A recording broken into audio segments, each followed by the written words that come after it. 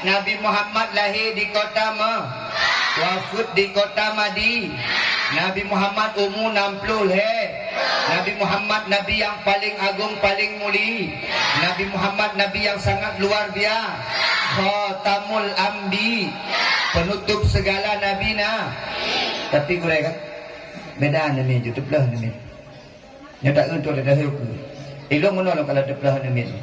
Gurizal. Nya benar ilmu Gurizal. Anemit nak bagah deplah nya terang. Bukan lomba. Anemit menyekain dalam lomba mak deplah. Lo kalau menawak video lomba contoh bangga. Inilah dia lomba azan dengan nomor urut pertama kita panggilkan Muhammad Rifki. Ya. Lomba azan. Inilah dia lomba MTQ Bojana Siakula kita panggilkan Susilawati. Ya. Ceplah ni. Maka urung si inang agam menyapa lebar ceplah kuru-urunya pegang lomba tiga gol. Nyotonya pegang lomba kan ni tu gaya main.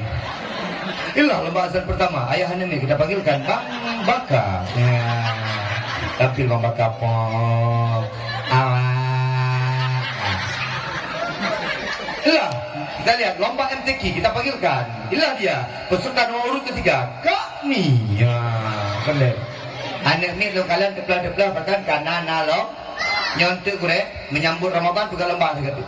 Anak ni hanaya minta hadiah. Ya putra ada hadiah masa kada bukan. Anak kalian. Home nyorep dulu. Anak ni hana diharap tapi ketika ibu hadiah aku senang. Pegah ba ayah. Ayah.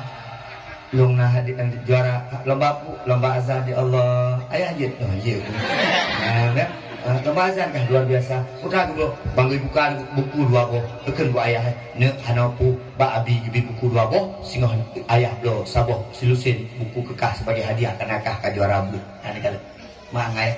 Nyoke di ayah peleh lo. Bagi dengar bang anak gede dengar.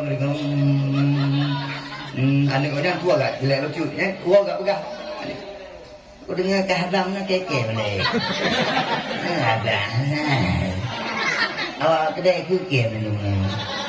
Mak ayah lo nanjung kagak. Lagi ayah lah bang. Ayah je. Ada uji benar.